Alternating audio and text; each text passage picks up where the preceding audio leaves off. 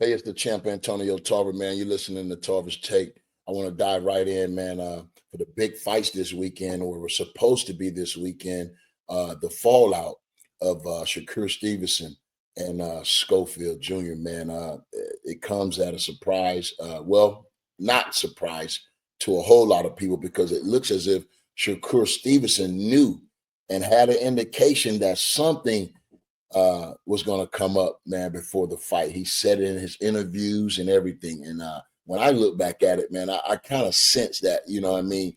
When they didn't show up to the press conference, I personally got kind of nervous because I know it's important for those fighters to get over there in enough time. Time is everything when you're traveling for a big fight like this one. And I think, you know what I'm saying?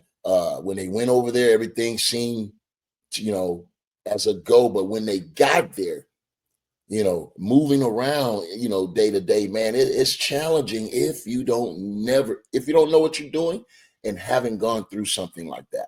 That's where experience really comes in at, and that's where you need someone on your team with some experience in the game that can pretty much, you know what I'm saying, give you the compass for your direction. You know what I mean? How to move around, who to talk to, who not to talk to, and how to stay in your circle and really have a team, you know what I'm saying, effort when it comes down to staying focused, staying locked in, protecting yourself. You feel me? There's been some accusations, but it's hard. And I think that's what really, you know, uh make me feel some sort of way. It's the accusations, because how can you accuse someone or someone particularly for something that you have no proof of? You're in the hospital now. They take tests. So if something's in your system that's not supposed to be there, you have an opportunity to prove it. You feel me? You can't just be, accusing someone of something that detriment, and then you got to ask yourself, why? Why would they do that before the fight when the whole thing is to get you in the ring and fight? You feel me? And no one is wasting their money and wasting their time. That's where these guys got to understand, bro. I feel bad for their family, Schofield family, because and the people that supported them and backed them. Like, bro, how many of these roller coasters ride can a person go on before they just wipe their hands from it? It's just too much going on. It's too many things going on. And the main thing ain't going on, and that's the fight. You feel me? We got to understand, bro. And I'm telling you, man, y'all want to get rid of, some of this suspicious activity in the game of boxing. Bro, put them in there with a real fighter. That's how you get rid of the bullshit in the game.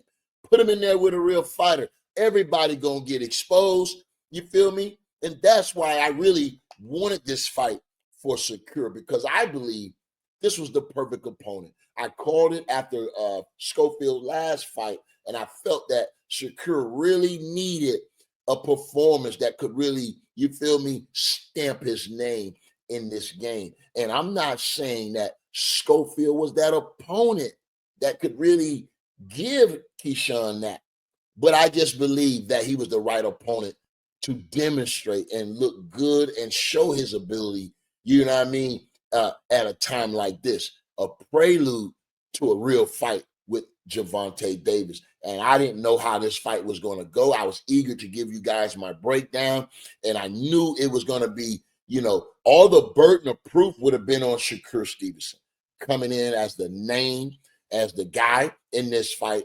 So it was, I was looking at how he was going to perform. Not really so much, Schofield.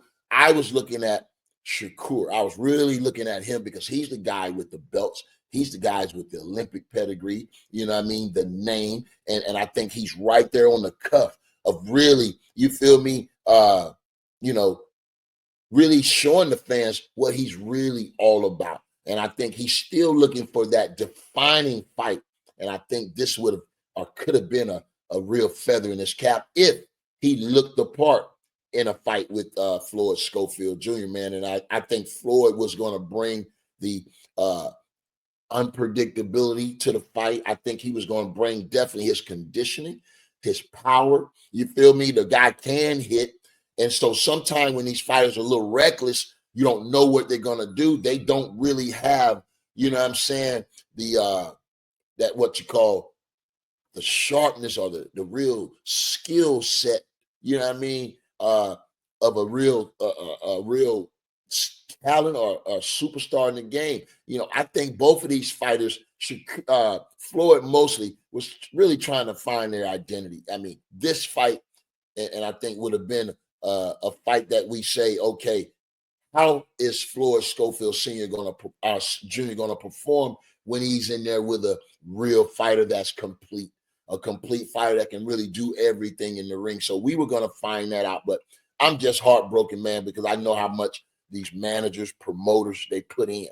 You know what I mean? It costs a lot, to give you a slot, even. You feel me? On a major card like this. So it's a lot of that was invested, and for his team to just not compete, bro, they would have had to cut my arm and my leg off to stop me from getting in that ring for a life-changing opportunity. I don't care what it was, but I would have went. Hey, Michael Jordan played with the flu. You feel me? It ain't never a perfect time to fight. You always gonna go in with some nagging injuries, some things you're having to overcome. But when you step in that ring, everything's come together. If it's for you, you feel me? That's when the higher power in your spirit really have to be, what I'm saying, on that level, man. But I just think this was a major opportunity lost. And I just want to know how they tee it up again. How does he get himself in a position to do this again? Now, Schofield Jr. got to prove that he's the goods. It ain't no more soft touches. He's going to have to get in here and challenge one of these guys that's on top, that knows how to fight. He's going to have to beat a name now. His opportunity may have just slipped by him, man, and that's unfortunate. But we'll see, man. Stay tuned. I'll be back with the other two big fights we got. Parker and DuBose. I'll be covering that today, as well as the big one, Beterbiev and Bivol. So you don't want to miss that, man. And for those guys to be in my old weight class, I would have loved to have been over there, man, to commentate that fight for the light heavyweight division. But don't miss this weekend, man. Live on the Zone, coming from Saudi Arabia, man. It's going to be one of the biggest cards of the year, so you don't want to miss it. Until the next time, stay tapped in, and I'll talk to you then.